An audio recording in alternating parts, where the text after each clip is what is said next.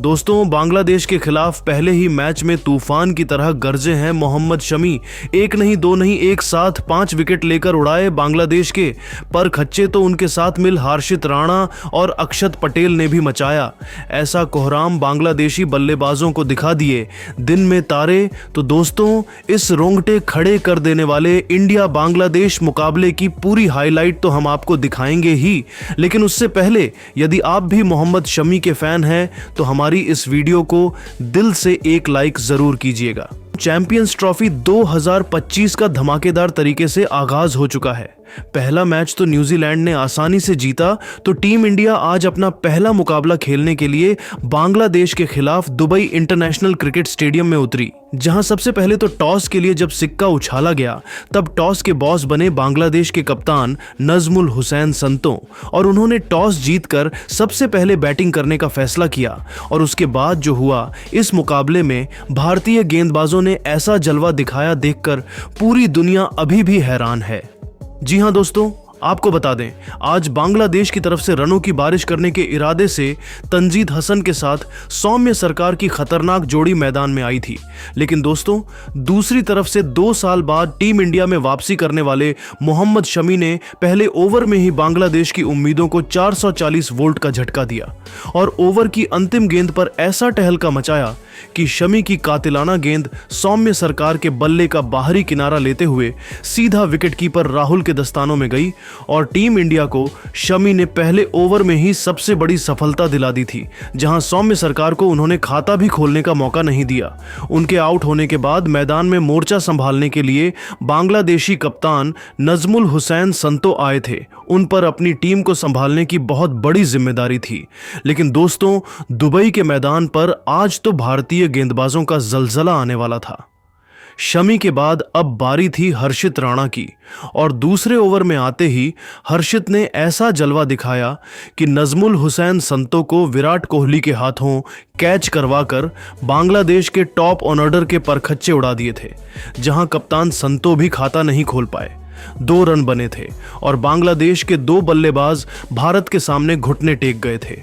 पूरा हिंदुस्तान खुशी से झूम रहा था, क्योंकि इन दोनों गेंदबाजों ने तो बांग्लादेश की हालत ही बिगाड़ दी थी और अभी तो मुकाबला शुरू ही हुआ था। उनके आउट होने के बाद अब मैदान में मेहंदी हसन मिराज आए थे तंजीद हसन का साथ निभाने के लिए। भारतीय टीम पूरी तरीके से बांग्लादेश पर हावी थी, लेकिन तभी प्रेशर कम करने के लिए तंजीद हसन ने मोहम्मद शमी को निशाना बनाया और तीसरे ओवर में उन्हें एक के बाद एक लगातार 2 चौके गोली की रफ्तार में जड़ दिए।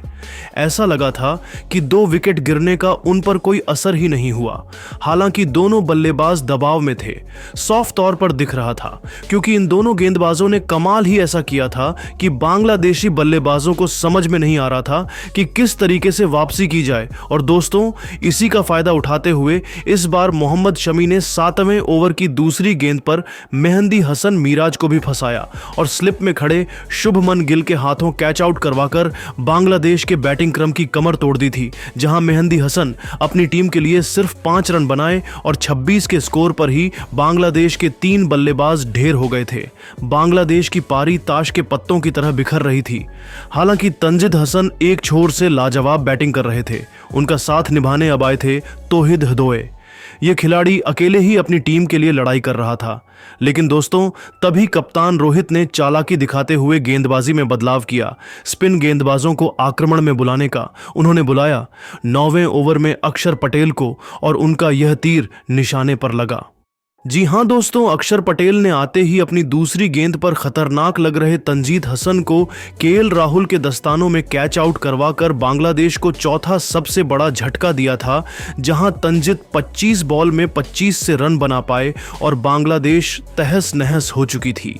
अब मैदान पर हृदय का साथ निभाने बांग्लादेश के सबसे बड़े बल्लेबाज मुशफिकुर रहीम आए थे, जिन पर अपनी बिखरती हुई पारी को संभालने की सबसे बड़ी जिम्मेदारी थी।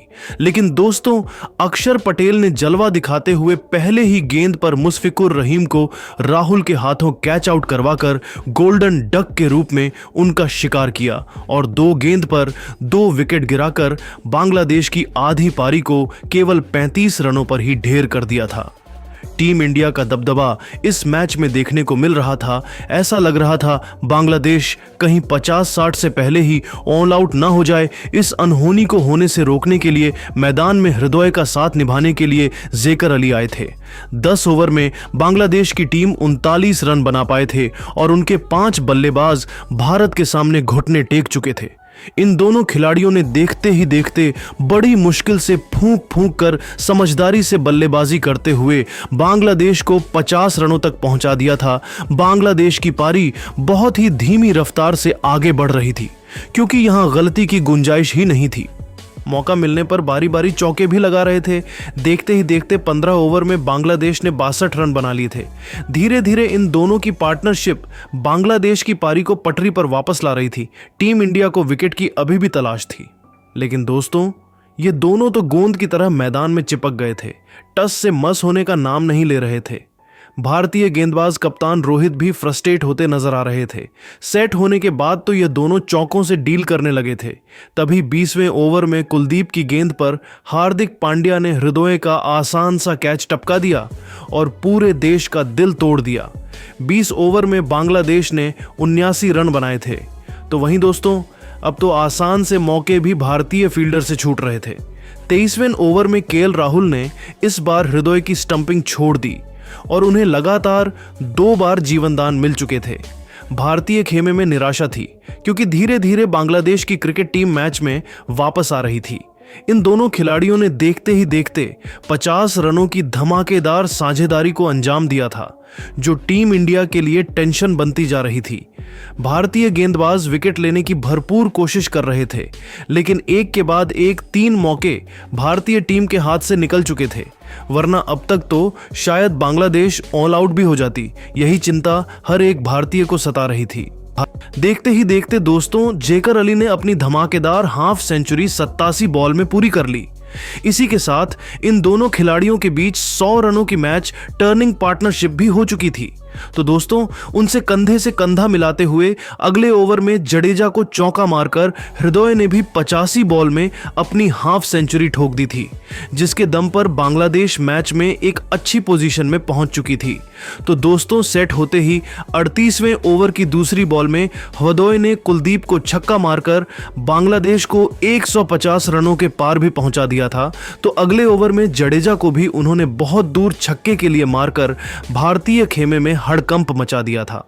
यह दोनों रन पे रन बनाते जा रहे थे। 40 ओवर में बांग्लादेश 159 रनों के पार थी। भारतीय खेमे में निराशा छा चुकी थी क्योंकि यह दोनों रुकने का नाम नहीं ले रहे थे। उनके बीच 150 रनों की बहुत बड़ी साझेदारी हो चुकी थी। लेकिन दोस्तों तभी 43वां ओवर लेकर आए मोहम्मद शमी ने जेकर अली को किंग कोहली के हाथों कैच आउट करवाकर टीम इंडिया को 6वीं सफलता दिलाई, जहां जेकर अली 114 बॉल पर 68 रन बनाकर वापस लौटे। उन्होंने टीम इंडिया की नाक में बहुत ही दम किया था। उनके आउट होने के बाद मैदान में रिसाद हुसैन आए थे, जिन्होंने आते ही पहले चौका तो अक्षर पटेल को ही लगातार 2 तूफानी छक्के मारकर अपनी टीम को 200 के पार पहुंचा दिया। लेकिन दोस्तों फिर आते हैं मोहम्मद शमी और 47वें ओवर में।